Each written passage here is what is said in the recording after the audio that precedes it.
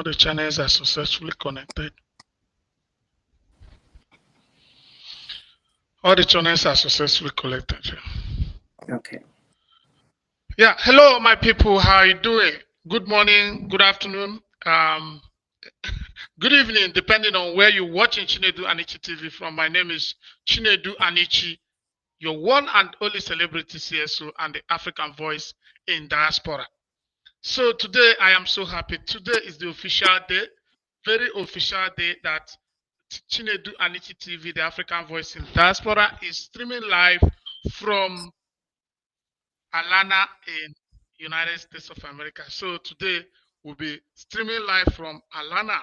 And today, as we have already stated from last week, we have been informing you today is going to be a very, very great day. And today we'll be having one of our great sisters, one of a very experienced person when it comes to psychosomatic appraisal, when it comes to experience, when it comes to healing, when it comes to interactions and conversations that sustain and sustain the continuity of tranquility in our internal disposition.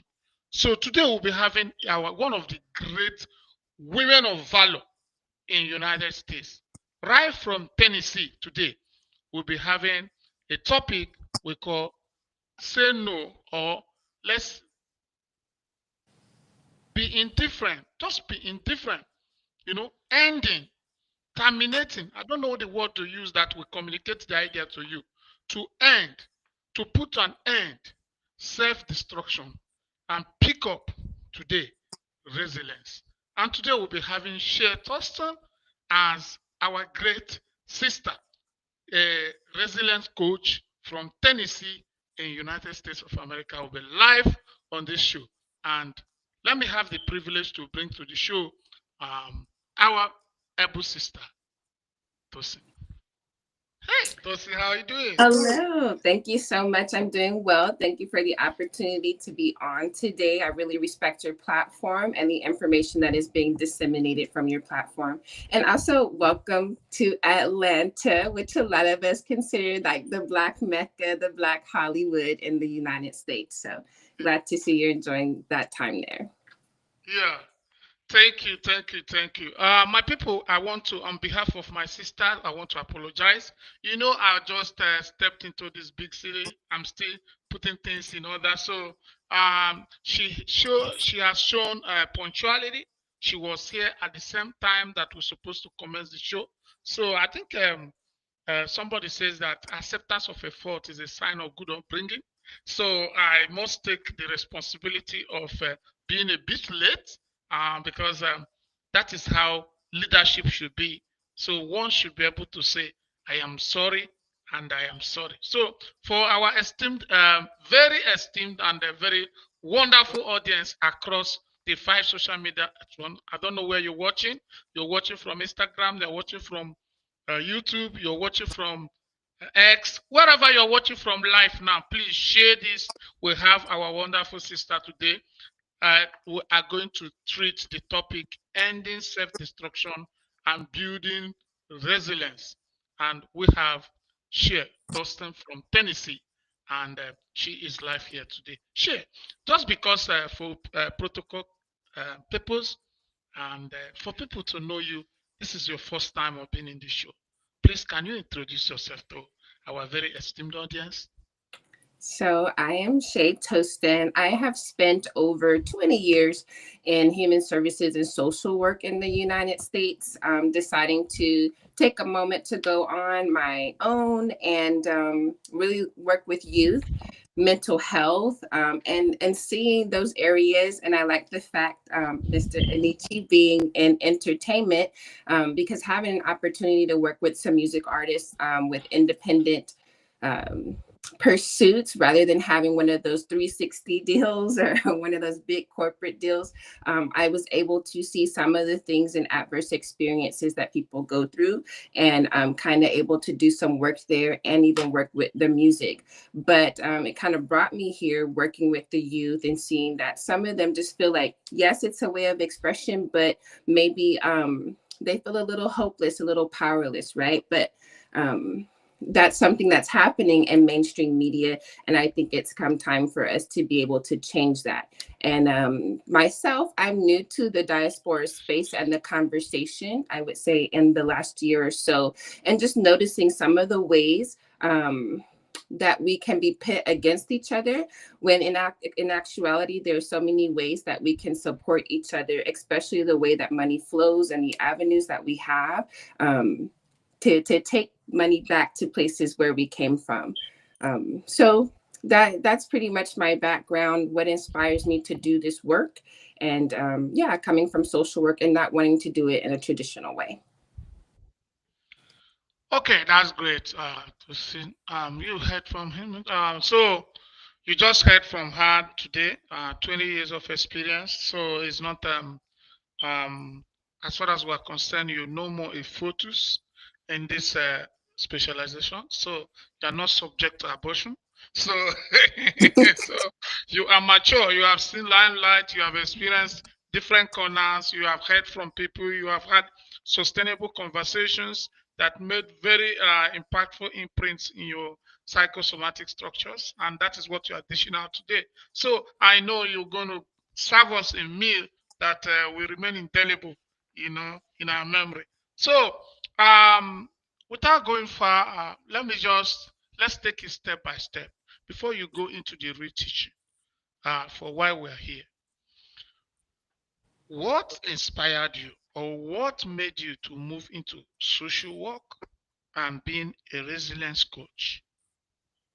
All When right. women are out there showing cosmetic extravagance, working on their boobs, working on this and that, and doing all this, and you're interested in making sure that humanity, or the species called humanity, survives by bringing this consciousness of resilience and making us indifferent from self destruction. You know what? You bring up an interesting point on working on our bodies and our presentation, right? Which is great. The presentation of our wealth.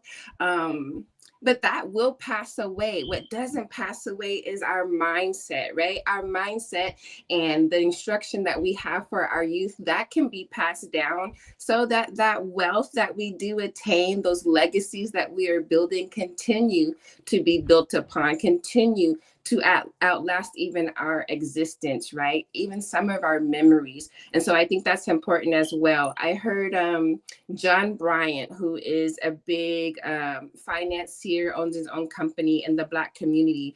And what he says is that the Blacks, African Americans, we have made dumb look sexy. We have decided to play ourselves down and try to make that something that's cool. And now that has come time for us to stop doing that. So whether you're getting your bodies done or not, that's fine that we work on our outside, but what will sustain our legacy and our wealth will be our mindset. And so that's what drives me to do this work and to stay in this part of it. Wow, that is inspiring. That's inspiring in the age, when I'm telling you, in the age that people are. You see, let me tell you, if you look at the Gen Z and what's going on now, people prefer to listen to a rascal, and makes rascality viral than very educative contents. Yeah. So, and as a result of that, each time we see somebody who is indifferent to what numbers can do in the social media, and Mhm. believe in the quality of what he can give out. So we respect the person, and that's why I sought for you. You were asking me, why did I choose you? You didn't know I went through your work, and I went through some of the things you do. So before I invited you, we don't just invite any kind of person to this show. So we don't want them to come and spoil for us what we're doing. So, Paul, um, that's great. That's a great inspiration, because the physical is good, but I think the physical is mundane, elusive, and passive. But what Right. is sustainable, what is continuity will remain, is our mindset, our Correct. our internal disposition, or what Christianity calls soul, or mind, or whatever you call it. So depending on your specialization. That's great. So what is Self-destruction. What are diverse ways people can destroy themselves? So, Sometimes we can destroy ourselves with just things, adverse experiences that we may hold on to. Right now, the conversation is about, what they call FBAs, or foundational Black Americans, right? And whether we're in the same spaces as individuals who are immigrating from the African continent, right? Which, when you look at America, the way that the diaspora is explained and defined in America, then enslaved Africans and their descendants are included in that conversation. And I think it's time that we understand that Black culture, as we know it in America, you mentioned like the faces of Jay-Z and another person that I won't name that's in the media right now who happens to be a friend to that person. But when we have those displays, right, those masks, those faces, that is what's being presented in the media as Black culture. But what we're not seeming to understand, take for instance BET, or Black Entertainment Television. It's not owned by Black individuals, so how are they telling Black stories? How are they promoting Black culture?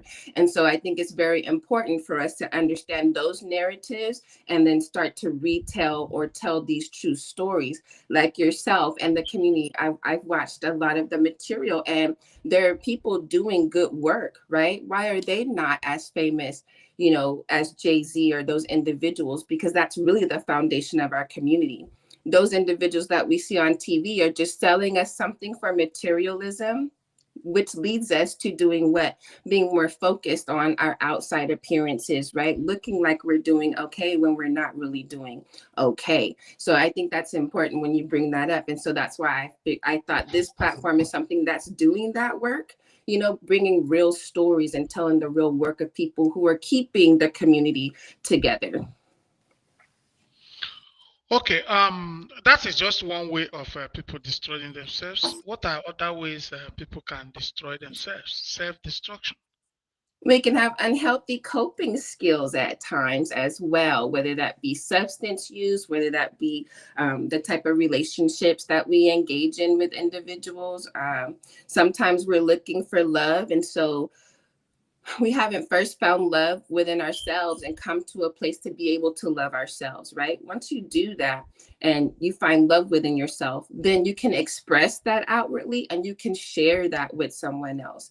But when you put yourself in a position to always be seeking something, chasing after something, that can lead us to make choices that destroy us rather than build us up. Okay, that's great.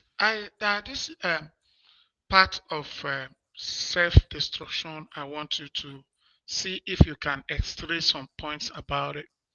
Like, you see, if you look at Africans, especially those of us in diaspora, our cultural values for marriage, for a lot of things, they have been completely adulterated or even completely alienated, you know.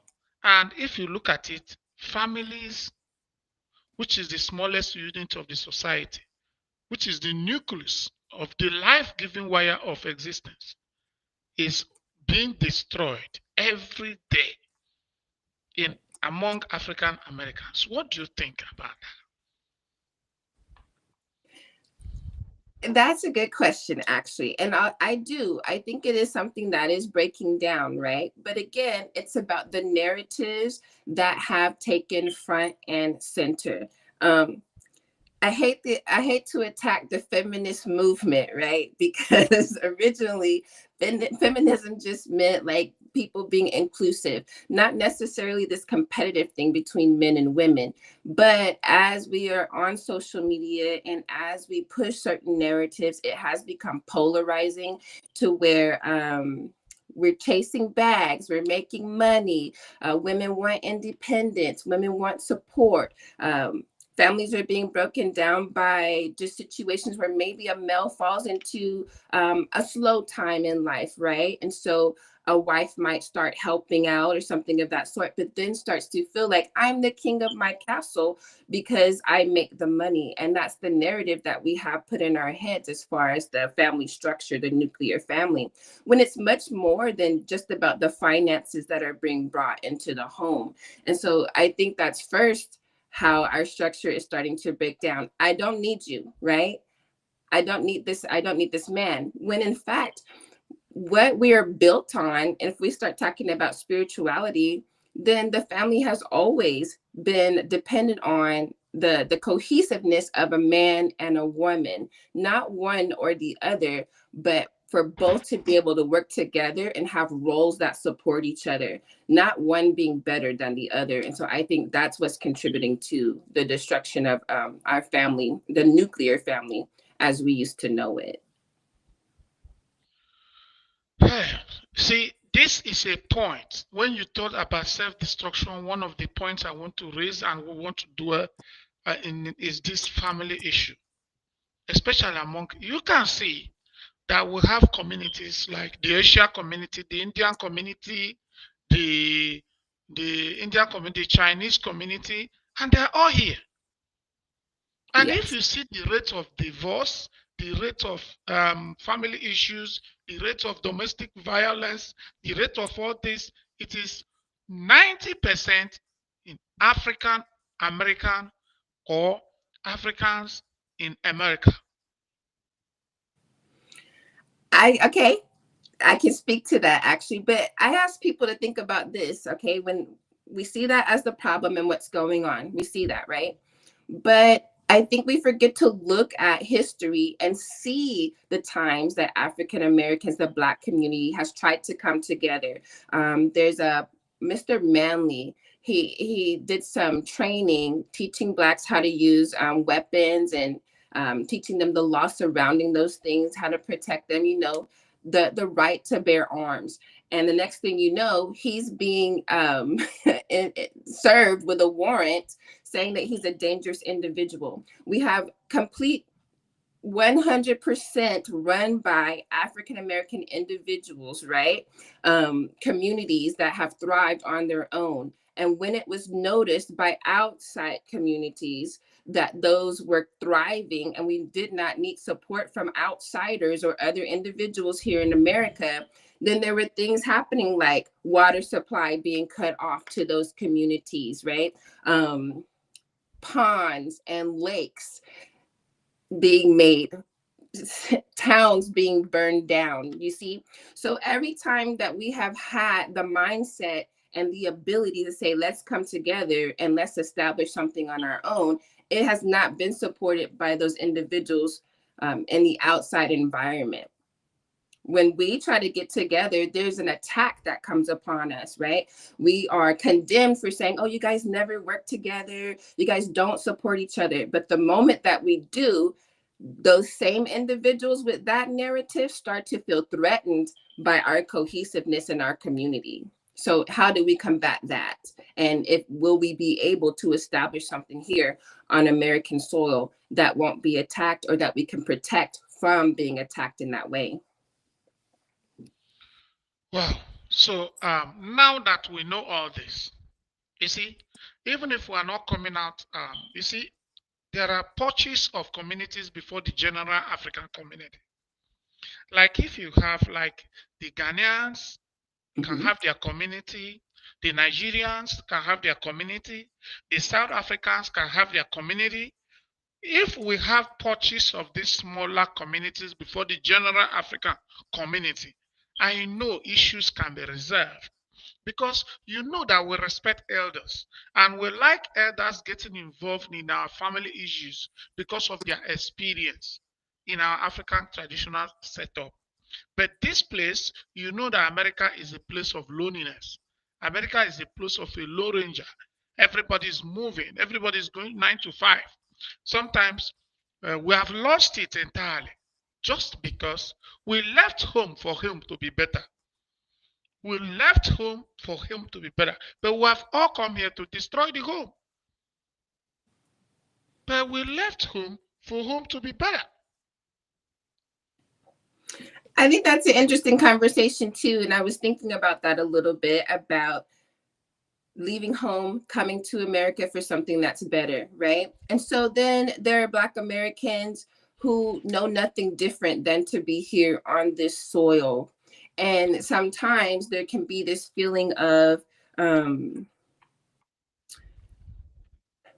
being left behind or someone not joining what we might think is the struggle, right? What the history that we lived through, that we have been able to bounce back from. For instance, with the current president, people, they're white people of other communities that make commentary about, who can help the Blacks, right? The Black Americans can help with this situation because they've been here before. They have survived this before. And so sometimes I think that Black Americans are feeling like, while that struggle was going on, it was difficult to create any alliances or for anyone to understand that history. And so now we're in this mindset of, well, we did it and now we're not helping anyone. But again, that is just the way it's just contributing to the destruction of our community, because there's so many resources that we can put together. If you come from somewhere else and you're here now, the people outside of Blacks in America don't see us differently. Only we do in our own communities. And so how do we get past that? That's a real question. How do we get past that and we stop becoming enemies towards each other and then be able to work cohesively? I think it's very much possible to have the Ghanaian community, to have the Nigerian community, to have Moroccans, all the communities that we have. When you look at the World Bank, they keep a record of what kind of money is being sent, all right, from immigrant Africans back to the continent of Africa. There are 54 countries in Africa, and some Black Americans don't understand that. They don't understand it's a continent and it's not a country, okay? But in 2022, there was $50 billion that came from the UK, Canada, United States, right? From Africans now living in those areas, and that was sent back to the continent. There's only 54 countries, so we have to ask ourselves, how was that money used? How is the money going back there being used as a bridge, right, to build our communities instead of adopting this American way of life or this Canadian way of life or this UK way of life? And that's a question that I think some Black Americans have, and I personally have, right? America is always being seen as a place to come and establish a legacy. But I think what would be nice if one day that Africa can be a place that people see as a way to establish a legacy, something at home. So when we're building those communities, whatever education, how fair is it for you to come from Nigeria, right? With wealth, with education, and when you get to America, it can't be used. How is it different? You see? And so I think as Black Americans are here, that we also have to recognize those talents that are coming from other places and how we can be this cohesive, cooperative unit to establish ourselves and create a legacy that we've been looking for a very long time. Wow. Yeah, that's great. But let me just play our music and give you time and just a short break. Okay. And let's see what today looks like. Let's just take our jingle for those people who might be missing it.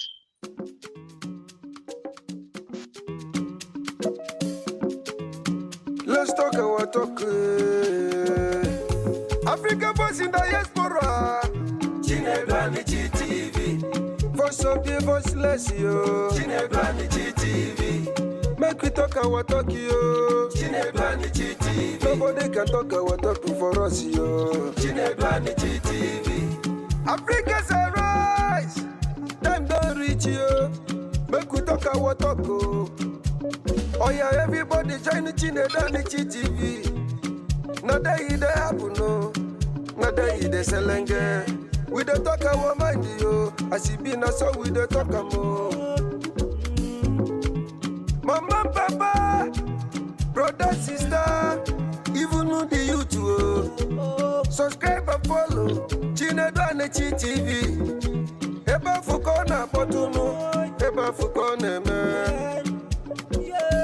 Now we be the voice of Africa in diaspora. Chinedu Anechi TV. Voice of Africa, where they show. Chinedu Anechi TV. Now where we go there. Ever felt like your voice as an African is lost in the crowd? Let me introduce you to Chinedu Anechi TV. This platform is all about amplifying the African voice in the diaspora, connecting you with rich African values and friendship like never before. Crowd. Let me introduce you to Chinedu Anechi TV. Introduce you to Chinedu Anechi TV. Ever felt like your voice as an African is lost in the crowd? Let me introduce you to Chinedu Anechi TV. This platform is all about amplifying the African voice in the diaspora, connecting you with rich African values and friendship like never before. It's not just a channel, it's a community where we celebrate our heritage together. Whether you're in Africa, the Caribbean, or the US, you're welcome here. And guess what? It's super affordable. When you advertise for 3 months, you get 1 month free. Can you believe that? It's a fantastic opportunity to showcase your brand while supporting our culture. So, why wait?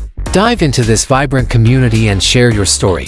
Check out at See our China commercial is not it's hanging. I don't know why it's hanging, and maybe the level of network I have here cannot carry it for now. So, you heard our music. This is a part of we have a different music. This is the music is saying somebody did it. One of the musicians that came to the show, he did it and dedicated it to us, and he's trying to say, Africans, this is the time for us to say something. This is the time for us, and it is really time. So we really want to show our people that it's really time. Wow.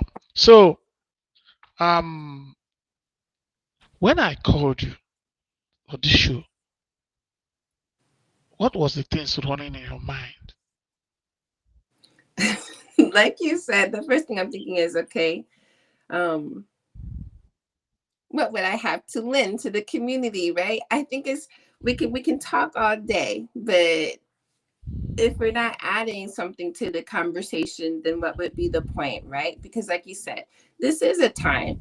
If anything's gonna happen, it's right now. So I was just thinking, okay, what tools are out there? And I also have a personal interest in relocating to a country in Africa. And so it's something that piques my interest all the time, picking the brains of individuals, seeing that you've come from Nigeria. And so that was a question that I knew I'd want to ask you here too. You know, when you're coming from there and you're here in America, like, what are you seeing as the opportunity? Although I see opportunities here in America, I'm very curious about what opportunities may be there on the continent of Africa as well. So I'm curious to understand what's different here than there. Yeah, the major difference here is you see, we are so talented, and there's opportunity to move from the ordinary to something in Africa. But this place has it's like this place is already structured. Gotcha. So you can't break from where you are, even coming from the low class, before you get to the middle class or get to the bourgeois. It's very difficult. But in Africa, overnight, one thing you have done overnight in Africa can catapult you to a national or continental recognition. But here in America, it is not possible. America, everything in America has been institutionalized. Everything in America has been tampered with. Yes. So there are processes. There are already existing protocol of progress in America. You can't break forth from somewhere because you are talented. Let me tell you, this my show. If it's in Africa, I'm doing this show in Africa. By now, I will have like 1 million followers. That's what African does. They don't want to know your identity. They don't want to know who your father is. Overnight, Gotcha. people who had no name, whose father is nobody, who never went to any school, nobody cared to ask, where did he school? What was his grade? Right. Right. What's his tribe? What's his race? Nobody's interested. So And that that's the that major matters thing. here. That is the major advantage in Africa. Do you know in Africa it's possible that you are not rich today and next tomorrow you can be a billionaire in Africa? Okay. There are opportunities that can just overnight. But here, okay, if I have $10,000 now, I want to go and buy a car. If you have a cash of $20,000, once you go to that shop, the dealer will call police. You have to explain how that money came. Okay. But in Africa, you can carry money in Ghana must go, and Ghana must go a big bag and go and buy a car. You can't do it in America. Okay. In America, I am a car dealer. I ship cars to West Africa, and I truck cars. I pick cars from coast to coast, and then ship, you know, um, from port to port. So um, there are kind of money my customers pays into my account. The bank will summon me immediately to query me. And because of that, it limits the kind of business you want to do. It limits the capacity of what you want to explore. Because everything is streamlined, everything is institutionalized, everything has been set up. This is the way it should go. So, and these things are now a bottleneck to those of us who have not yet arrived to move from where we are to where we're supposed to be or the place of our dream. That's the problem in America. You know what? Okay, to speak to that, which is a really good point, because even here, right? Who is it? Tabitha Brown, and she has this brand that she works with Target, right? We have the DEI experiences. So while we see the face of those businesses of being Black excellence, right? There's a power that be that is behind that Black excellence. So then is it truly Black excellence? That's the question that I keep asking, because those individuals act as the puppetry, right, for what we see as progress in our community. So I'm always asking the question, are we able to get rid of the puppet that is behind us controlling our Black excellence? Because when you talk about things being institutionalized, Black Americans may be thinking of it as the gatekeepers. That institutionalization is the gatekeeper to Black wealth, how much of it you can have and when it will be stripped from you. So that's the secret thing going on here. And so it's like, if we were able to put our communities together, right, do you think we would be able to escape those secret ties that be? So you agree with me that in Africa, there's a place in the scripture, I can't remember, but it's in Sirach. I can't remember the exact, I don't want to quote out of context, that said that it's possible for a poor man to become rich overnight. So that doesn't happen in America. It That can doesn't happen. happen, right? It can happen, but it's definitely monitored. It's like, don't get too big for your britches, somebody might say down in the South, right? You can't get too big So for your boundaries are britches. set. Boundaries are already set. So there's no absolute freedom for growth. Correct, Boundaries are already set. correct. Do you But with understand? the wealth Do you that know? is Do you know? established, Do you know? There's There's a when I was to buy my house, there's a particular money I brought. Do you know America has to trace it to what I did in Nigeria, trace it to my bank in Nigeria, trace it to the job I was doing in Nigeria, how much I was earning in Nigeria. Yes. Yes. We are very much a country that wants to be tied to certain types of credit. Like if I went to go buy a house cash, when I went to go and buy my house, right? It's like you're coming up with this down payment. If it's large and you're not using a program, you do have to explain. The money has to have been there for a certain amount of time. There has to be a tracking to where this money might be coming from. And then allegedly it is because of like terrorism and things of that sort, right? But then at the same point, we're not the gatekeepers of the government and what type of things they place into our communities. When we talk about substance use and ways to cope, when we talk about resources that get put into the community, when we talk about even goods that are put in certain places and how they cost more, when we talk about our food, and the fact that you're going to see a bunch of fast food places, the Taco Bell, the Popeyes chicken, the churches, right? But if you go to white communities, those things are farther away from them. They have the whole food stores, they have the farmers markets and things of that sort, you see? And that's planned. But how do we attack those things?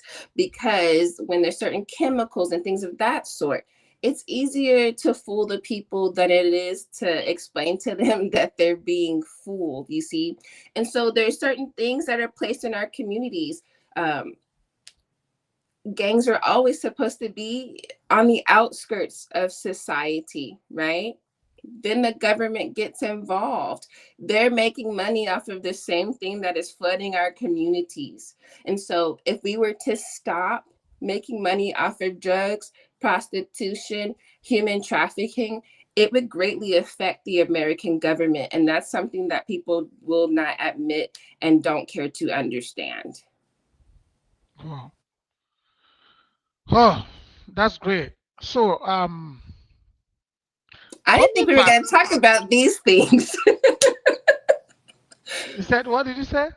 I said, I didn't think we were going to get into these kinds of things. See, what I do, this is a live show. What I do is that I like it to flow, just like we make it a conversation that will flow. People are watching. Different people are watching in YouTube in different places, and that is what brings out the reality of what we're doing.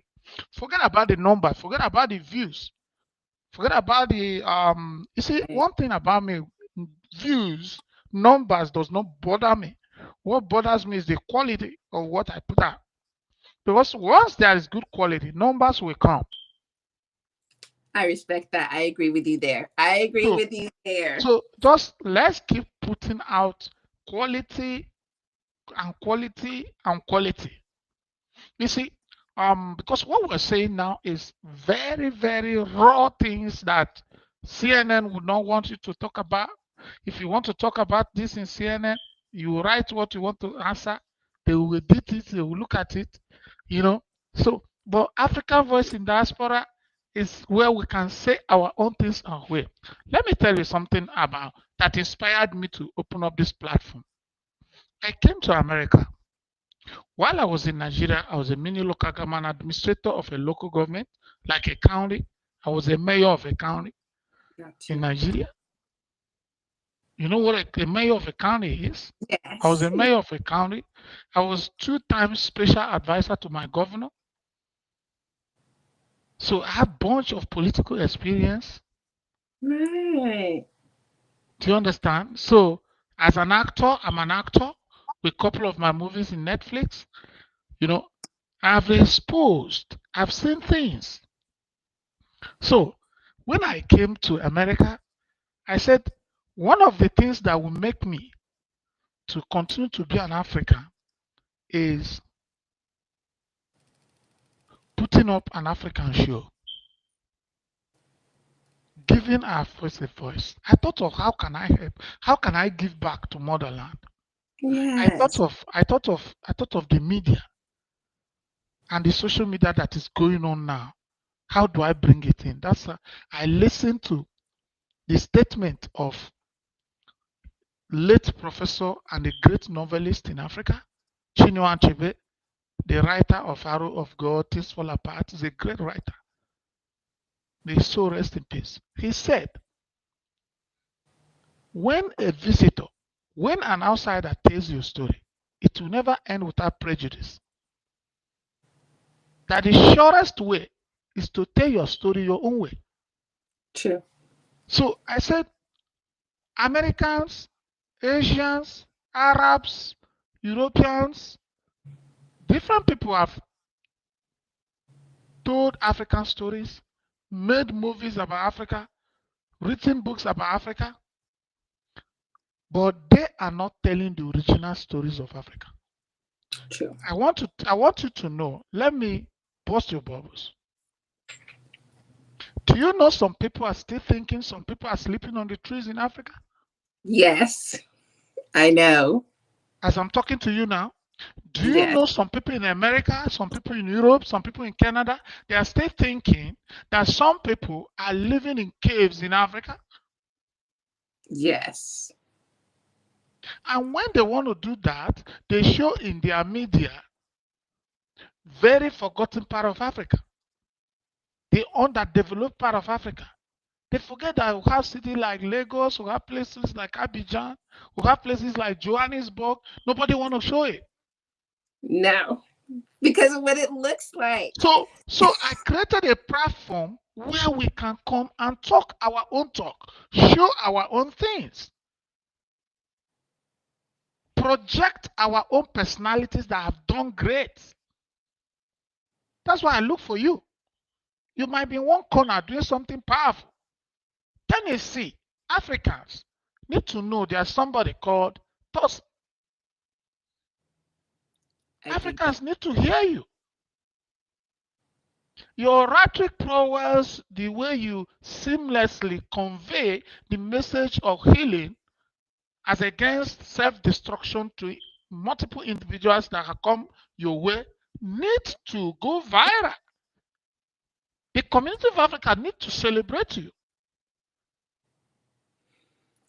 And I think that's what a lot of the community wants, right? So, what is getting in the way? Why do we have these conversations of, I'll tell you from my personal experience, right? At first, I'm looking like, hey, I'll visit Ghana, maybe. I like the music. I met a couple of coworkers. I talked to a coworker from Nigeria, and every time I want to go there, right? Because I'm a single Black female, so I want to go there. They say, oh, it's not safe. And I'm thinking, how can it not be safe in a sea of people? You know, maybe we're not the same, but we kind of look alike, right? I come with no harm. So why would I not feel protected there? Why would I not feel connected there? And so how do we get to that space where Black Americans relocating to the African continent feel like there can be an embracement, like we're being embraced as well? Or is that just the narrative that we're finding, online, on social media, on the internet? Let me tell you something. Let me react to this swiftly. Soren Kierkegaard. No, I studied philosophy in the university, and one of the major branches of philosophy is epistemology, the theory of knowledge. It's a epistemological analysis reveals that the color of the specs you wear determines the color you see. The African Americans still have, some of them are still going through the post-traumatic effects of the slave saga, the this, the that. So we need to heal. We need to come out of that. And because of that, you project the negative idea into the society you want to go in. So a lot of people who say you're not safe because internal disposition of that individual is underlined by lack of security, lack of peace, no tranquility. Okay, let me give you an example. If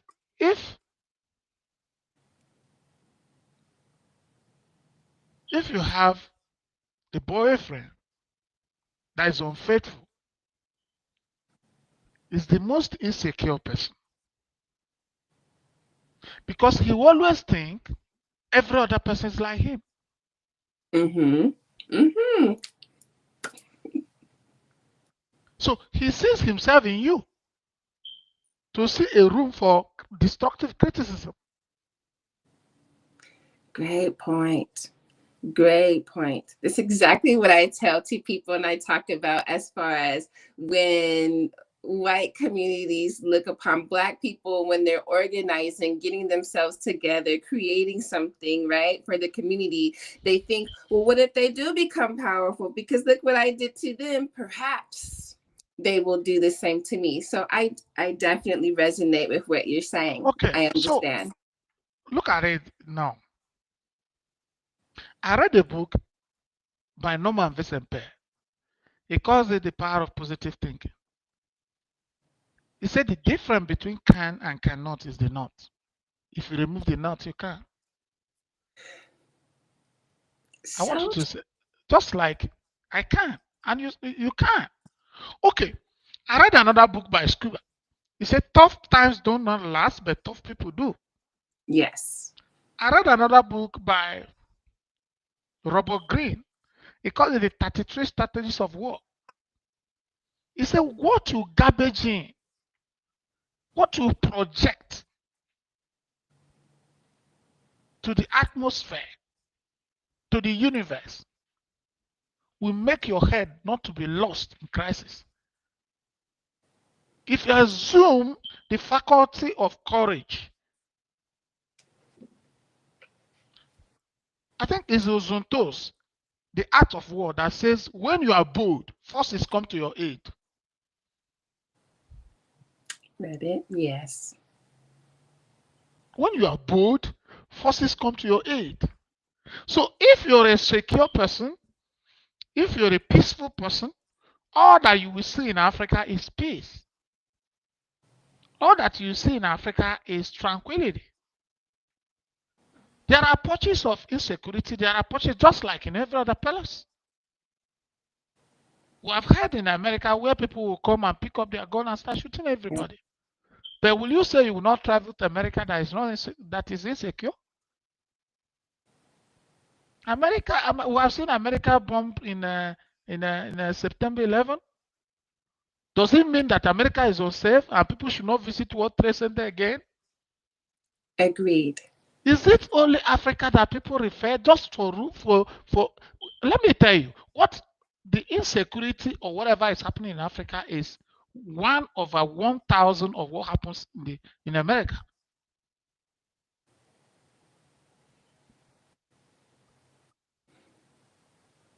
When we analyze the kind of drug addicts we have here, but the media does not show it.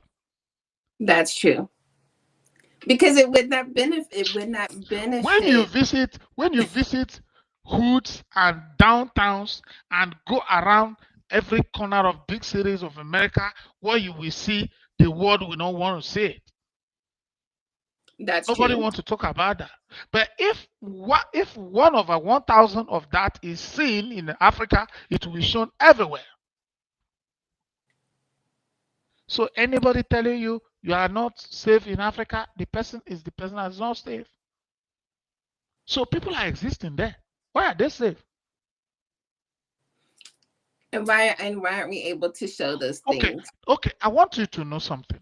With the level of sophisticated security, with the level of high quality of healthcare services, good roads, transport system, a system that works that America has, things still happen here. Things still happen. The other day, California was burned to ashes. True. Even when we have helicopters that are collecting water from lakes and this and put still, houses were burnt to ashes. So are you now saying California is not safe to live? I People should resonate with stop that. saying this kind of thing about Africa. I think the same thing. It wasn't until I was The doing my thing, own the research. issue problem happens with every country. Be in the Arab country, in Asia, in Europe, anywhere. People have their peculiar kind of problem. True. Okay? So that is just it. You can see the kind of security system, the 911, the police. If you just put a call 911, police will be all here, sophisticated with everything needed, car moving, everything. We everywhere. Still, things happen in this town. If Africa has that kind of facility that you have, just half of it, nothing will happen. Crime will not happen in Africa again.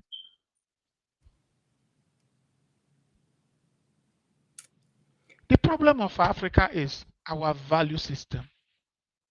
What do we value? That is the orientation we need to give our people. Got you. You see, value system is very, very important. Americans have good police, good security system, good healthcare system, good transport, good road. Why?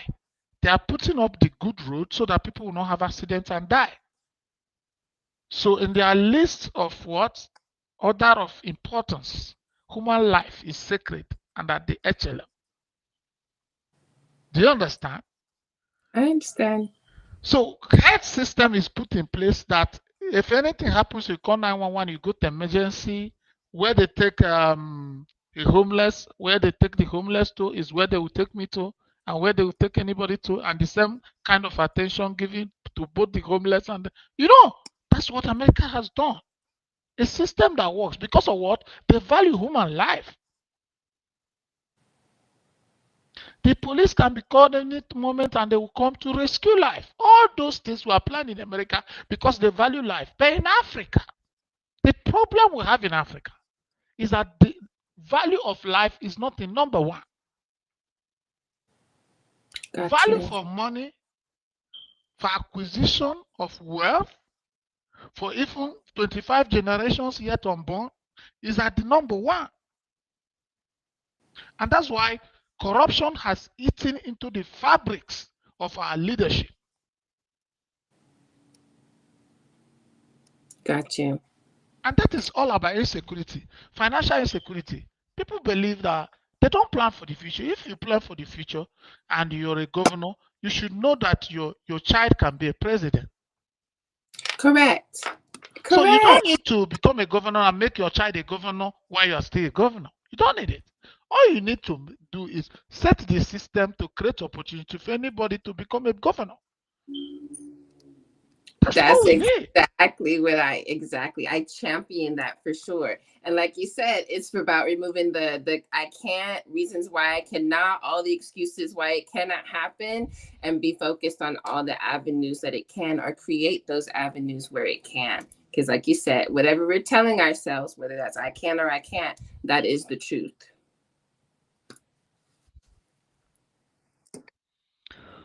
Okay, what's your advice to the young people?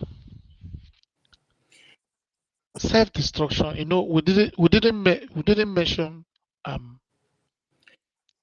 application or I think it's important. what do you call it? When you mentioned earlier in the conversation, People using hard substances. now, Even there are some lives people think they choose out of freedom. Freedom in parentheses, freedom in quotes, right. that is self-destruction.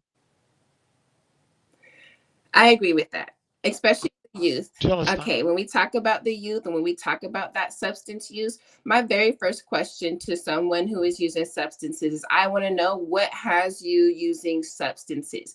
Because most times it's not about partying, it's not about having a good time, it's not about looking like the cool guy or the most popular person. It's about coping with something that has happened in life. And so a lot of our youth remain stagnant with an adverse childhood experience, right? They suffer from dysregulation of emotion, maybe taking on some behaviors. And I tell that to parents as well. How do we expect something from the youth that we have not cultivated, that we have not inculcated into them, right? We can't ask for something from them if we haven't given the tools for them to work with. And that's why I do the work that I do, trying to instill the tools to the youth. I work with adults and with youth, but I think that the situation that we're in right now, both need to be tackled at the same time, right? It is much easier to adjust the mindset of a young person. Why? Because they are open, they are in the present, and they are ready, and they have so much power. And so, what I say to the Black community as a whole, why do we need to wait? Like you said, why do I have to give my child something, right? I know that they can build it if I give them the tools, but we have become afraid that we have not given them the tools. And so we're trying to catch up by giving them everything that we can. And when we're doing that, we're still not doing anything with the mindset. We tell our children, nobody loves you outside of this house. The world does not love you. They do not care for you. But we never instill in them that we care for them and how to have self-love, how to have resilience, that bounce back, how to have peace of mind so that you can endure, right? They say the race is not given to the swift, but the one who endures until the end. And so we're in a position now where we need to instill those tools. We need to provide them those tools so that they can continue to build a future that they see us living right now. Yes. I have. Yes, that's very serious. And you see, there's this point again about um the influence of the social media, Mm-hmm. the impact. Social media is good, is wonderful. That's why we're talking. Right. But the negative impact is alarming. It's alarming in the sense that it projects Definitely. what what it projects is more of negative. Correct. And that's what the people enjoy. Correct. If we change the topic, if we change the topic we're talking about now, and I start telling you, asking you out, we start talking about love, you start talking about how crazy we are with this, our sexuality, and I'm just telling you, I have only Facebook, I have 45,000 followers. You have 4,000 people watching now.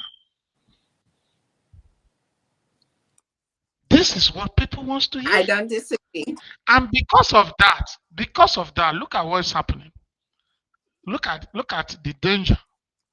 Because of that, people don't want to subscribe to positive, educative I content agree. anymore because they aren't getting views. I agree. You know, they are not monetized. They are not. Why the people doing any other thing? They are cashing out. Yes. I agree. They are I cashing agree. out. And I think the African community is being infiltrated as well. Not to call anybody out, but when you have like the Burner Boy and you have the Shatta Wale, when you have those type of entertainment bodies taking that same thought, like you said, the craziness from America. I watch a lot of shows from the African continent, right? But what I'm noticing in these years is it's starting to follow the same models as American TV. That craziness, that drama, that it's self-destruction. But like you said, the people Yeah. like it. Why do the people like it? Why does it make people feel comfortable? Value system. Value system. That's what I told you. What do people value? Value system. That's a problem. Value system. When the people begin to prefer to listen to, I don't want to call people names. There are some people I know in social media, they come out and talk trash, and you go there, you see millions of followers, millions of views, and they are talking complete trash. Correct. And you see some people, making very good sense in their content, and nobody's watching. And look at the adverse effect. All the people I'm seeing now going nude, doing a lot of things on social media to go viral, were people who started with good content. Right. But they got tired because people are not watching. People are not appreciating. It's okay. And they tried this one and they saw that it's working. Just like you see some of these musicians were choir members. You talk of Jennifer Lopez, talk of all these people you see, talk of Flavor, Nabania, talk of all of them, all these great um, uh, stars you're seeing today, musical stars you see in both in America, both all these rappers, they were church singers. They started from the church, Right. but the church was not giving them a platform to to praise God and go far. Very true. So they decided the secular way, and when they chose the secular way, it started working for them. True. So and then the young people will see, if we go this route, it's not working. So let's go the route of the secular. So you don't blame them. So the problem is our value system. If Africans today start ignoring people that talk trash on social media and start supporting people that are making educative and wonderful content on social media, people will start changing to be more reasonable because we are very talented people.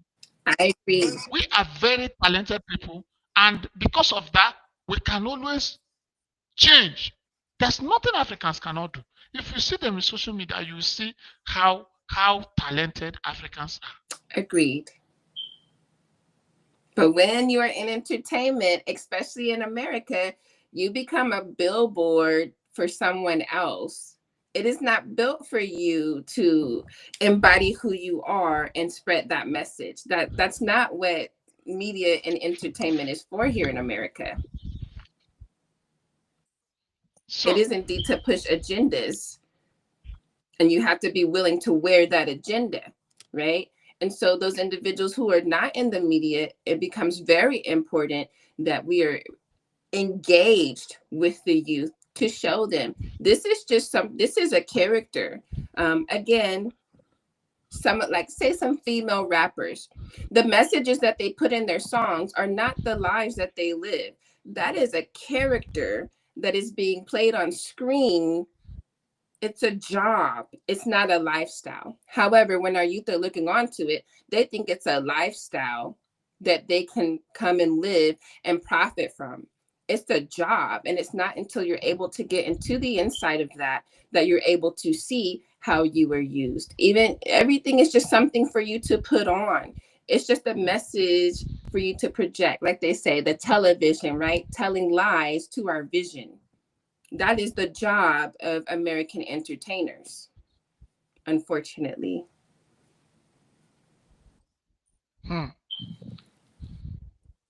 this is great. So I am happy having you today, and this is wonderful. But before we leave, let's hear from you. What do we do as a guest? Because we have been dwelling on self-destruction. The antidote, the solution is building resilience. So how do we inculcate this powerful virtue that will navigate us to victory? I think you said it best. It's really about our values. Right now, we're at a time where we value currency as wealth, but mindset is really wealth. And it is time for us to start engaging at activities, projects, entertainment, social media that engages our mindset, and start to recondition and reprogram those subconscious things that are in us, so that we can turn internally, that we can feel confident in projecting who we really are, not an image that someone wants us to be, and feel comfortable with that. And I think the adults are the ones who can help the youth do that, and you'll see how much it's going to grow. It's something that we can do, and we need to start thinking that we can. Yeah, I think it's possible. It's possible. I don't believe in impossibility. I believe things can be difficult, but not Not impossible. impossible. And we forget the God energy that is running through us, right? Gives us the strength beyond what is normal. And those are the things, those are the values that we are leaving behind. Okay, let me come to the God energy because you brought it. You see, the true the issue is that Christianity, they are not doing enough. Christianity is part of the agenda now. Yes. Listen, Christianity is merchandised. Correct. Yes. It's merchandised. Holy Spirit now is an institution for making money. Correct. Prophetic tendencies now are shops and malls Correct. for amassing wealth. Correct. If they don't say it anywhere, we will say it in this platform. That is true. And so we have to say that moving away from Christianity, right? Moving away from those organized institutions is not about moving away from God. It's not moving away from that energy. It's not moving away from the temple, your temple within you and what lives in you. It's not moving away from that. It's moving away from the corruption that has become that institution now. The problem now is that a lot of people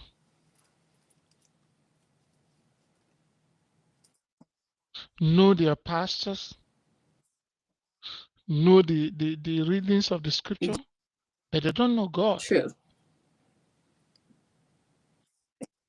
Because God is a spirit, and the only way change, the easiest way to establish change is to let the change start with you. Agreed. What you don't have, you can't give up. I And let me tell you, people learn more from what we do, not what we say. I So, our Christianity, according to the scripture, they were first called Christians in Antioch, not because they were preaching, but they were behaving like Christ. So Christianity per se is not a religion, it's a way of life. agreed. Just behave like Christ. Ask yourself, if Christ is with Thurston on this show, what will Christ say? Agreed. Then say it the way he would have said it if he's in this show. That's what Christianity is. Other liturgical, ecclesiastical, prokinesis, body movement that associate liturgical issues, they are just the drama. Agreed. What makes Christianity or what makes a godly person is encounter. The word encounter. And You must have an encounter. There is nobody in the Bible, in the Quran, in the Upanishads, the sacred book of the Hindus, across all sects and religion, there's nobody that ever wrote down or said things that have lasted beyond a century about God that did not have a counter. A lot of people here today are just talking empty things. agreed. They are not products of a counter. And that's why things they are talking, they are watery. They don't create impact. When people like Marcus Garvey, people like Martin Luther Mm-hmm. Jr., people, they spoke and their words are still coming out fresh today. Do you understand? Their words, when you hear those words today, sometimes I go and listen to Martin Luther Jr., all those his wonderful speeches. When you listen to them, listen to Abraham Lincoln, listen to all these great Americans, if you listen to those words, you will see that those words are not empty words. Correct. They were words coming from a counter. So a lot of people now are carrying what they call logos. There's no rema. Logos is the empty word, the letter word that the Bible says, the letter word killeth, but the spirit giveth life. So is the spirit in the word, what they call ruah in Greek. or rema, the power The behind the word. power. A lot of words today being said, even in the Christian crusades, are empty. It is dramatization. Correct. Because, well, I know the Bible in and out. And if you're looking at what is that? John 14:16, when Jesus says, the same spirit that runs in me, right, runs in you. And so when I've gone to the Father, right, then greater things you'll be able to do than me, greater works, actions, the living, how we live our lives, right?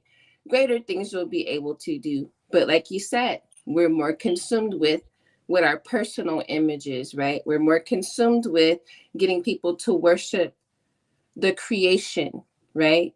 Instead of the creator, where the source comes from. We're very much focused on having that attention and having that energy on us rather than the power that keeps us alive, that lives through us. So how do we get back to that? And the type of coaching that I do, it delves deeper into that, because we can't be ashamed of that energy. Like every day I wake up, there's meditation and there's prayer, right? I don't pray to ask for anything because I already know that God provides for me. But I do pray for me to get out of my own way so that I can be used. But I definitely value that. Anyway, Saint Rita said, instead of the whole world being in darkness, we can light a candle. I agree. So all we are challenged, all that is before us today, Tosin, is that we must create impact within our own lifetime. There are some of my brothers that will come and tell me, you make time, you are working, but you bring 1 hour every weekend or 2 hours to come and make sure. What are they paying you? How much is YouTube paying you? I call them, Right. come on, come on. Do you think I'm looking for money? Right. Do you think you don't know that what I said today can be referred to 500 years to come? Agreed.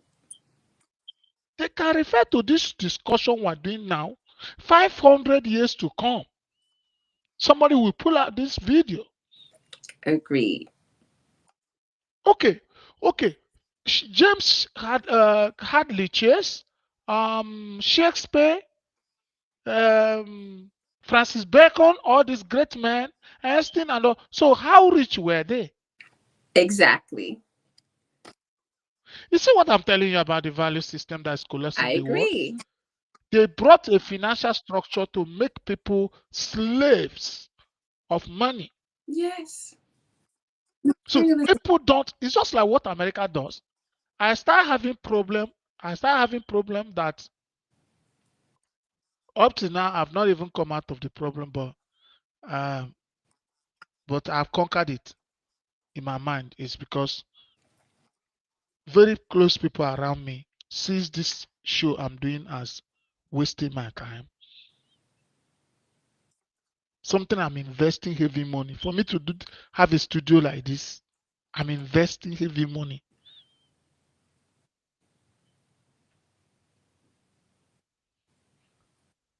But like you 1 minute.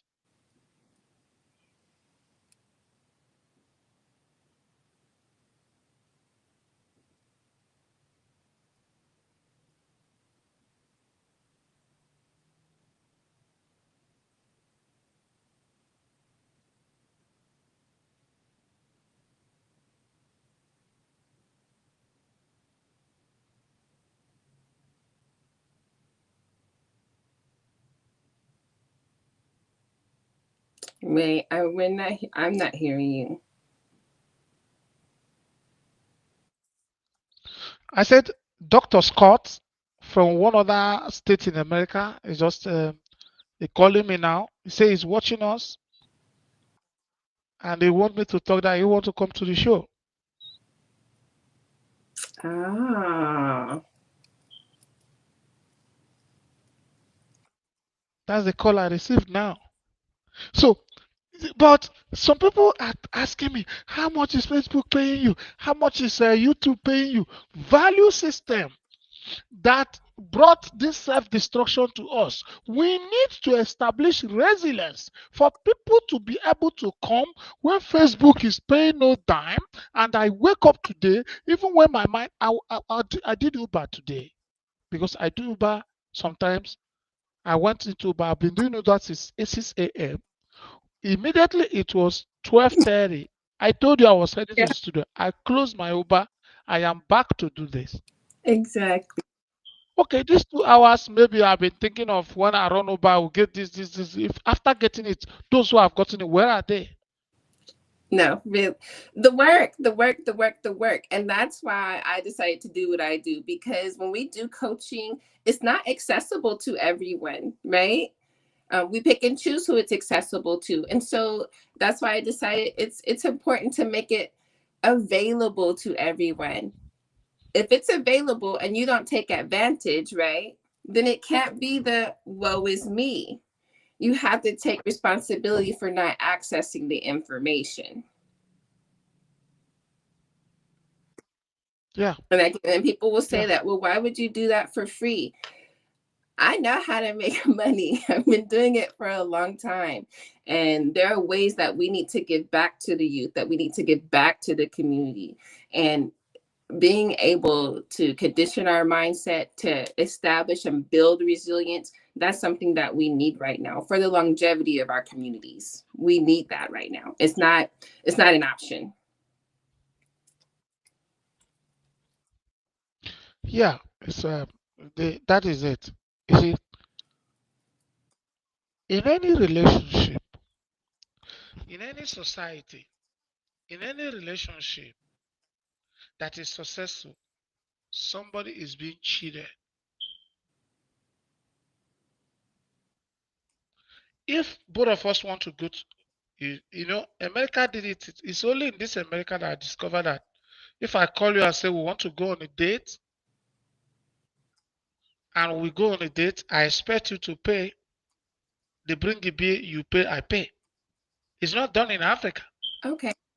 If I want to take you for a date in Africa, I should prepare for what it will take for two of us. I will pay. I have been embarrassed. Somebody told me the first time I came here, lucky enough, I was with my friend who have been in America for 27 years. Somebody invited me, said, let's hang out. I went there. They brought the bill, says they split the bill. All that I ate, they gave me my own bill. They gave the car. I was like, what's going on here? So my friend just blinked to me and said I should pay. I just paid. I would have disgraced myself because this is the way America did it. Right. But in America, who pays is the person perceived to be quote unquote in control, right? And so when we talk about submission, or even if you talk about it from a spiritual point of view, right? Wives being submission to your husbands, immediately that is translated as someone has control over me. So when you talk about having the mindset of, I don't have freedom or these perceived freedoms, that's being infiltrated in our relationship. So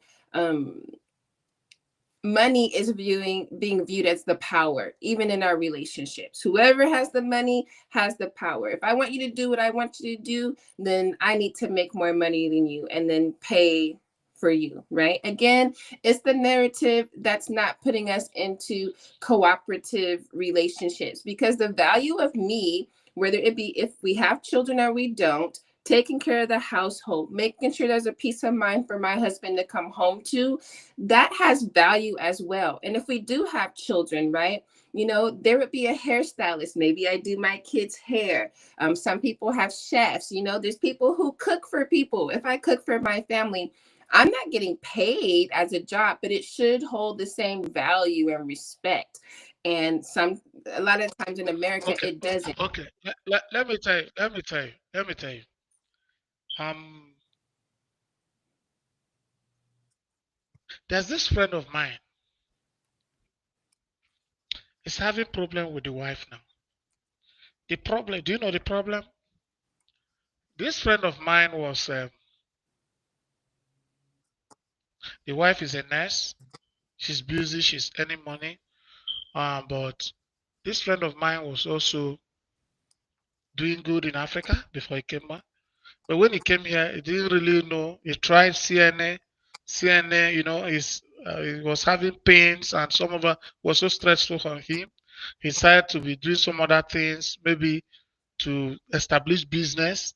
So he's still on the verge of trying. The wife was making more money, Mm-hmm. and but what this my guy was doing, that he was always at home taking care of the kids, cooking, cleaning the house, doing Right. everything. But you know what? The wife looks at those things he's doing as laziness, as foolishness, to the Right. extent he will go about saying, which kind of man do I have in the house? Now they had little issue. The guy is not there. She is paying a nanny $150 a Mm. night. That was the husband was doing in the house. Right. Right. I don't understand that people who subscribe to that type of thinking, I don't understand it, because investing in your child, and you're your child's first teacher. So why would I want to pay someone to come in? If I had to make more money, because sometimes that's just how it's going to be, right? There may be a business that my husband is in, or like you said, if my husband is trying to create something new and be in this entrepreneurship mindset, that is different. But as a unit, we're working together. So if he's cleaning the household, he's taking care of the children, he's running them to school, or if we're homeschooling and he's taking care of that part, to me it holds the same value as if I was doing that role as well. It's not about being No, no, feminine or no. masculine, it's about two parents. No, no, just because, just because, just because it's not a physical cash, because it's not cash, because it's not check. We got it. So it takes a sound mind. It takes a sound mind to know that that is a check, a very powerful check. In fact, that is more than a check, Agreed. because one is that he's taking care of his own blood, Correct. impacting the values that the family wanted directly. Correct. But if you get a nanny or get somebody else to take care of your kids, do you know the orientation the person has? Do you know the enigmatic code? Do you know the temperamental affiliation? I agree. Do you know the cultural background is coming I from? agree. So, do you know some people are possessed by evil Agreed. spirits? Do you know some people do voodoo? Do you know some people do all sorts of Agreed. things? And you bring them in as nannies, Agreed. and when they start manipulating your children, you'll be saying, how did I do it? You got it out of your own arrogance. Agree. Our egos get in the way. They get in the way. We have to stop thinking that money is leadership. Money's not leadership. It's just not. And so a male who is not earning a certain income, again, we're obsessed with materialism. You know what I mean? So if he's not bringing in $100,000 in America, 6 figures is what a woman usually wants, and that's what they call a high value man.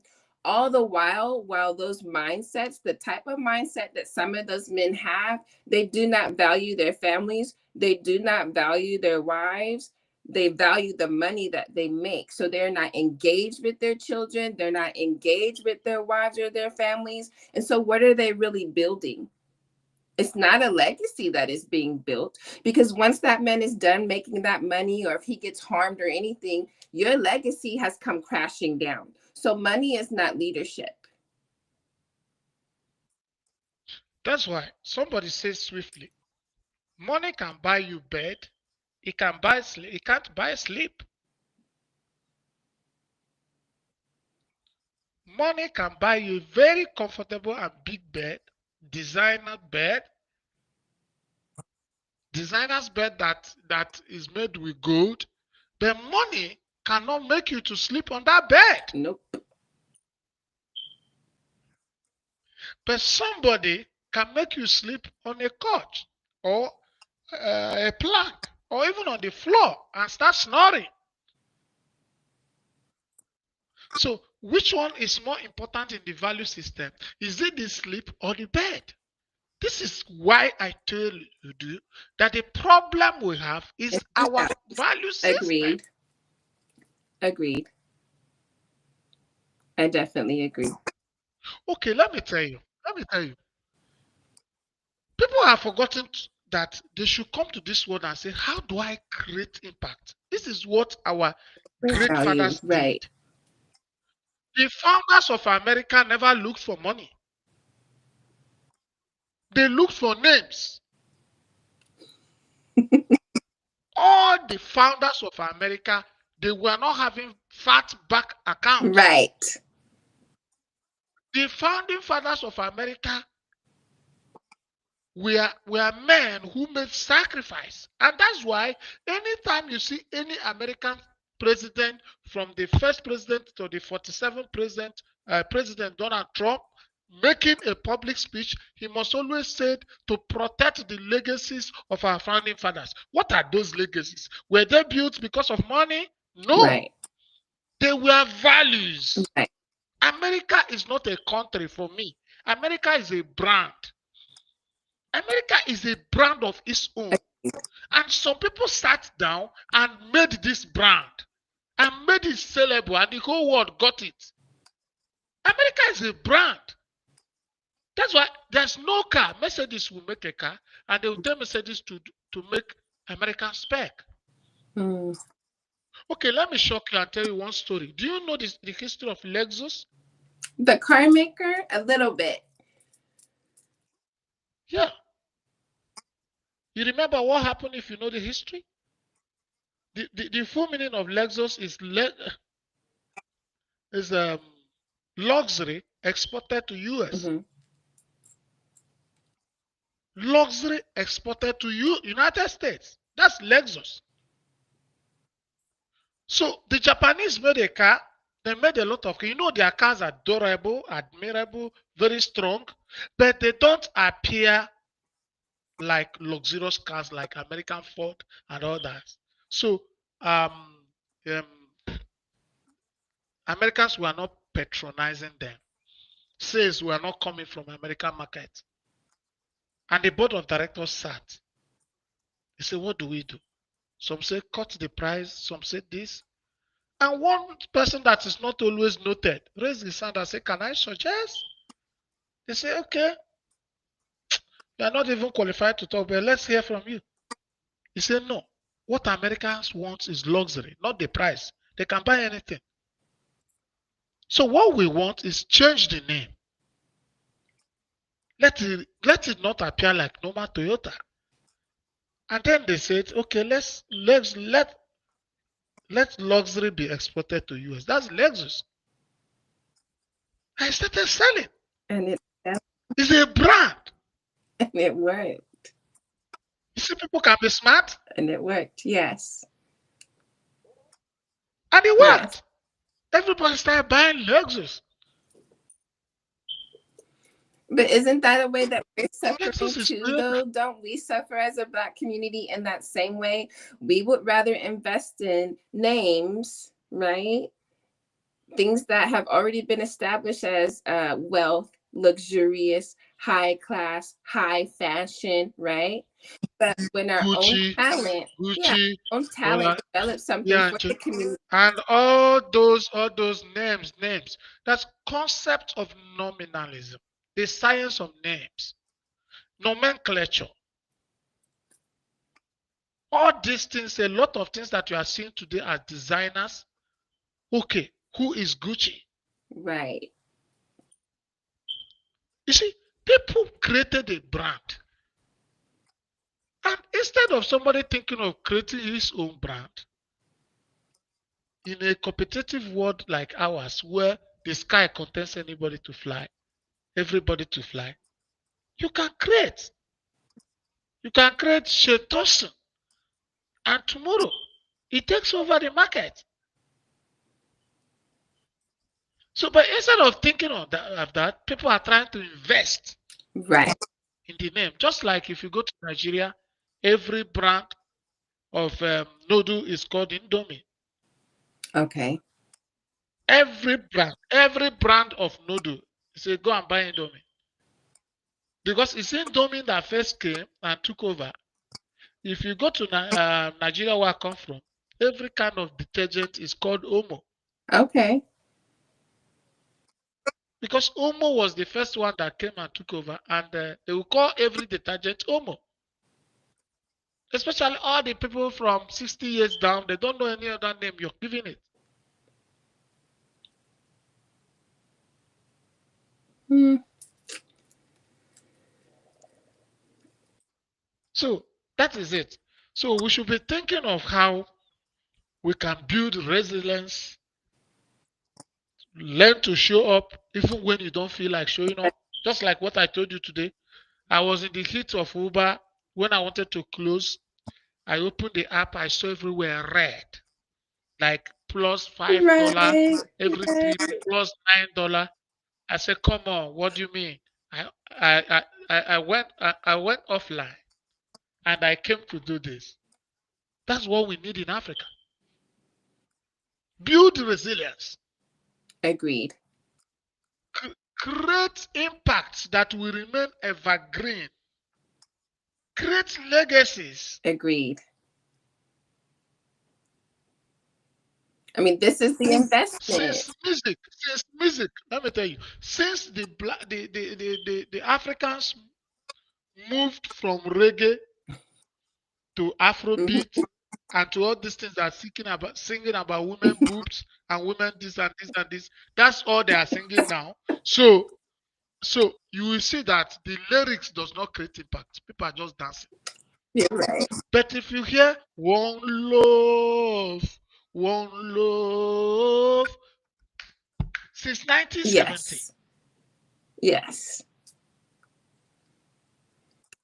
that is product of a counter. You will see that he's really a whaler. So how much did Bob Marley have before he died? Was he having the greatest bank accounts in the world? He wasn't. Not until he died. See Michael Jackson, see Tupac Amara Shakur. What have Africans not done? But again, We have the talent. We have agreed. everything. All we need to do Agreed. is to build resilience.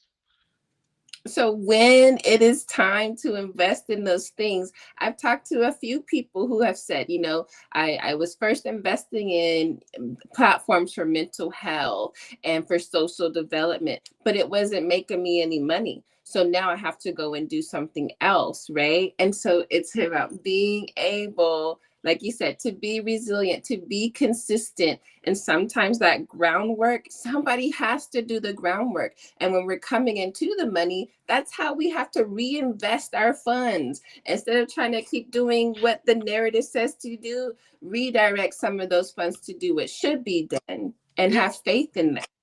if if you look at this show, you will see that I'm not looking straight. I should look at the camera. If I look like this, I'm facing the camera. I'm looking like this because I am both the controller of the system Yes. and the Yes. camera. But I shouldn't have anything to do with the system. I shouldn't have anything to do with the system. I should have somebody else who is dealing with the system. Mine is just to stay in the camera and see myself in the monitor. Yes. But if you call somebody to come and dedicate himself to do this, he will tell you how much it is. And if you cannot pay, he cannot work. Yes. That's the moment we're in right now. I agree. But that's when I also say, how can we get the youth involved in these things, right? Not only are they learn, maybe it's something that we have to teach them, right? So there's this mentorship, and there's this bridging between the age gap, right? There's this whole, oh, auntie this, uncle that, right? But there's a whole bunch you can learn from aunties and uncles. And so it's about opening them up to this, training them in. And you know the worst? The worst. The most devastating thing is when a woman has an empty brain True. wearing wearing a hair that worth $100,000 on an empty brain. She's a disaster to the world. I don't disagree. I agree with You have nothing upstairs, and you are putting on that empty brain. You are putting. Oh my God, I don't know how to place this. It's a disaster. I don't disagree. Okay, if you see somebody who has no value being celebrated, just like I'm telling you, if you see somebody who teaches rascality, teaches immorality, teaches any kind of corrupt the mind of young people and do this, and he has 5 million followers Mhm. on social media.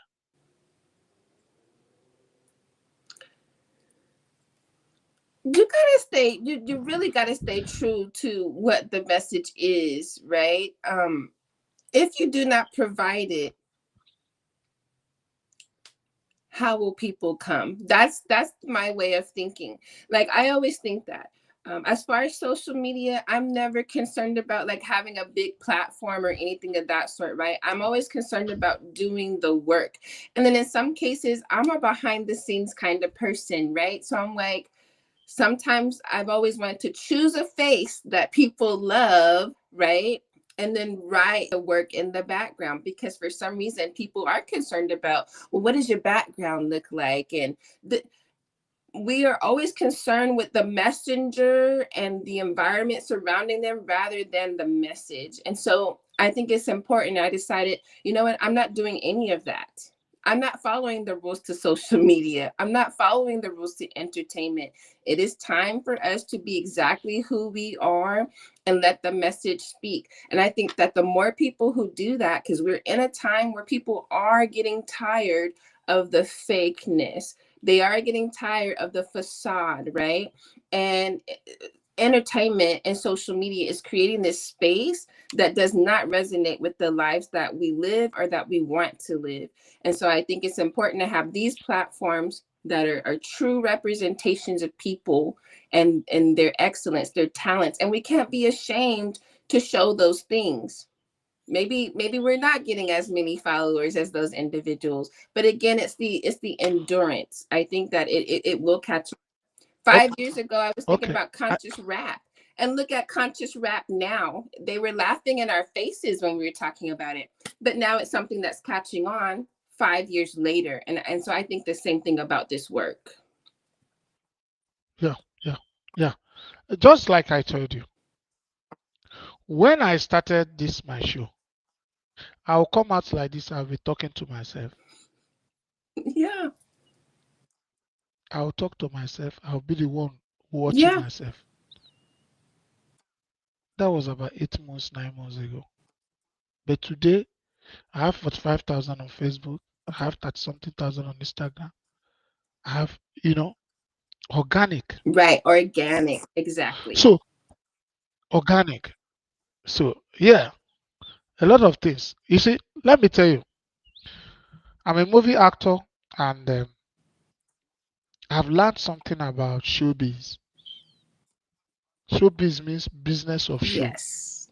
Yes. The explanation is you fake it until you make it. Yes. Let me tell you, 98% of what is done in the social media are fake. Correct. I agree. And our people, the society, love fake things. So if you want to be real, you're just becoming, just like you say, when there's something that happened in one state called River State in Nigeria, people were breaking traffic laws every here and there. Then the governor then came up with a policy that once they arrest you, they will not tell you to pay money. They will not give you tickets. They will take you to psychiatric hospital Oh. to show that you are mentally. So You know what it means? When they catch you and take you to the psychiatric hospital, when you go there, you'll be saying, I'm not mad. I'm not mad. And usually people who are mad, that's the same way they Right. behave. So when you say I'm not mad, you can even see, some people are already recovering. They are no more on chains or quarantine. They go about. They will come and they're advising you. I said, calm down, calm down. When I came initially, that was how I was shouting. Calm down, take your drugs. You're normal, but but but, but being normal in an abnormal situation is abnormality. If you are normal, like if every other person is a rascal and maybe every other person is putting on some tattered jeans, rugged, open here in a party and jumping up and doing like hey she with their shisha and smoke, and you come out there with, with a suit tie nodded with a biro and one church something, stay like this, you'll be abnormal. Right. It's a normal thing you're doing, but in that that situation, you're Right. abnormal. So the society has made it that once you start choosing a niche, that's a niche that is educative, that is inspirational, you are seen to be an abnormal person in this social media Agree. because that is not what is in vogue. I agree. But that is what's powerful. I am just in the belief that Correct.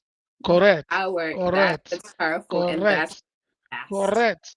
What you said, why we are using this platform to teach this is that so people will learn from me. I told you when I started, I used to talk to myself.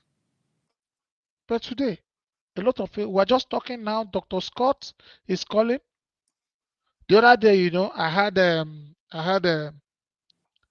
I had Flint Anderson, the CEO of Old Man Energy, the big guy. He was in this show. I've had celebrities of sort. I have serving senators in Yeah. this. They have come to my show, serving senators.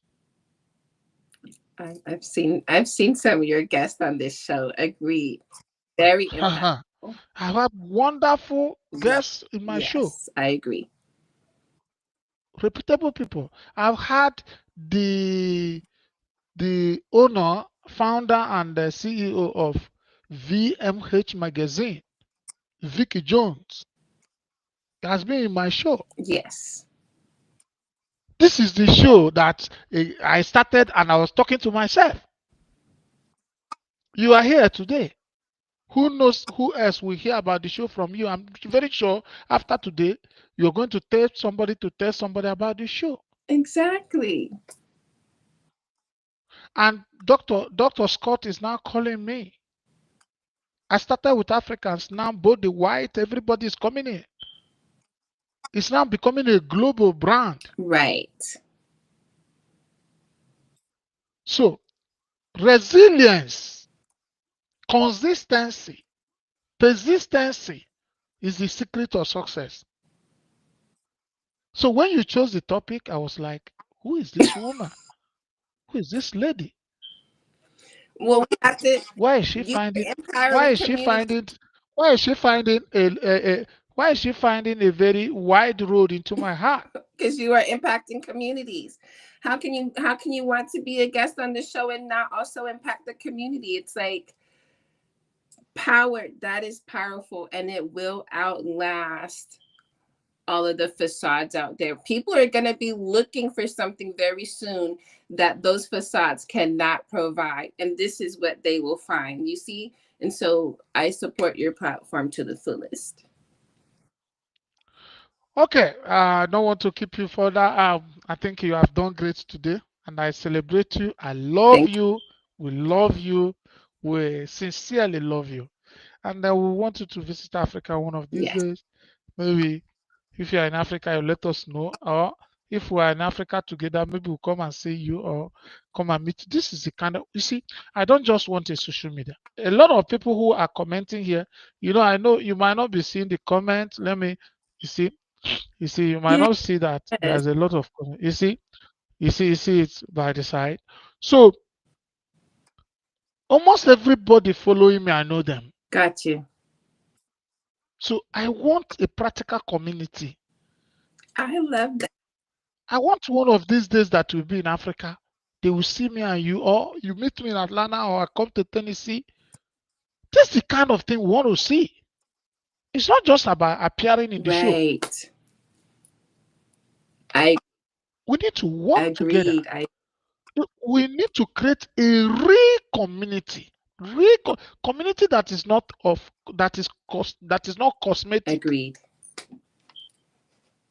I definitely resonate with that I statement. think that is what we do. You know, today you already scheduled for coaching, but you sacrifice it to be in this show. It cannot be in I vain. agree. I agree. I agree. It's important. Yeah, it's not a small sacrifice, and we're not going to joke with I it. agree. And it's not always about the money. No, money will come. Agreed.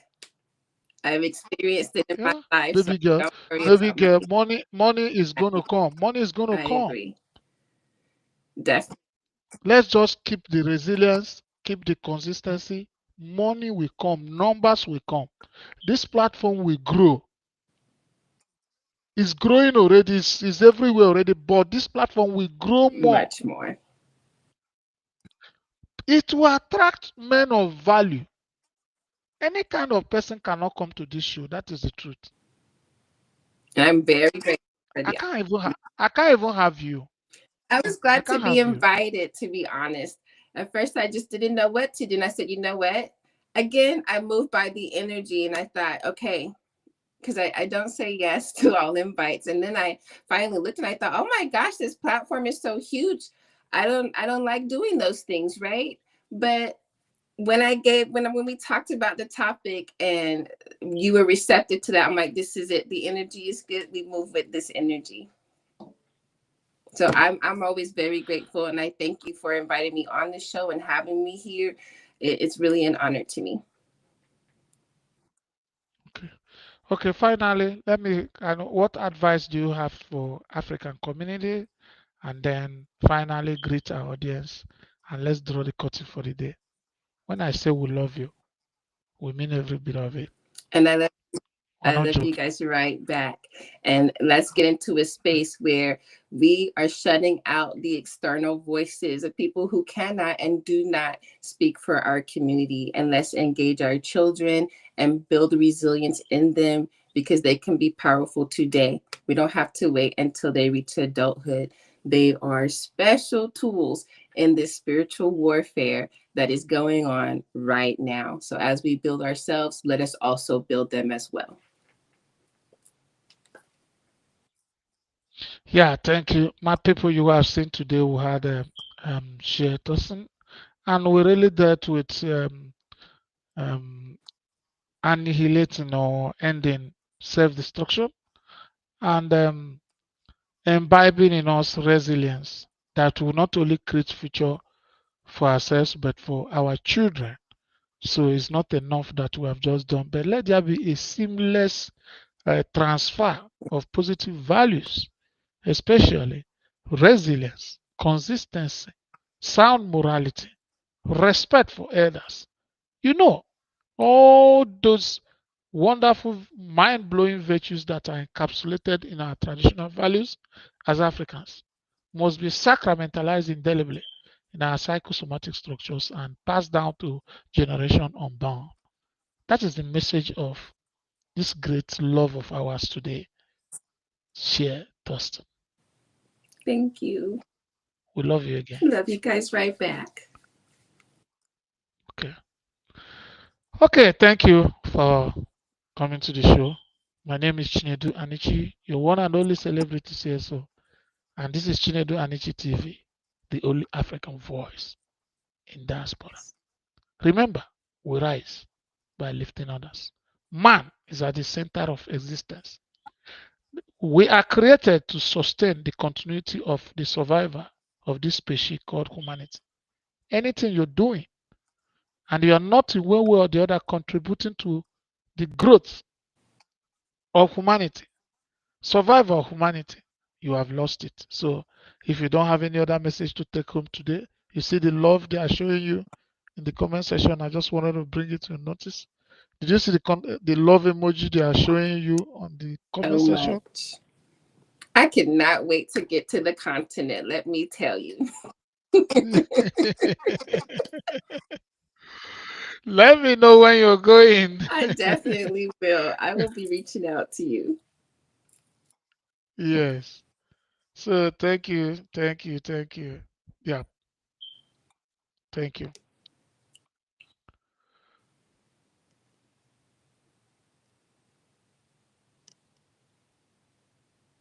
Thank you, everyone.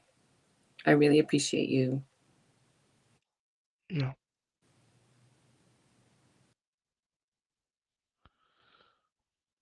Yeah, hello, my people. You have seen today. It was wonderful. We had Shay Toasting in the show, and today we are rounding it up today. Take care. Remember, we rise by lifting others. God bless you.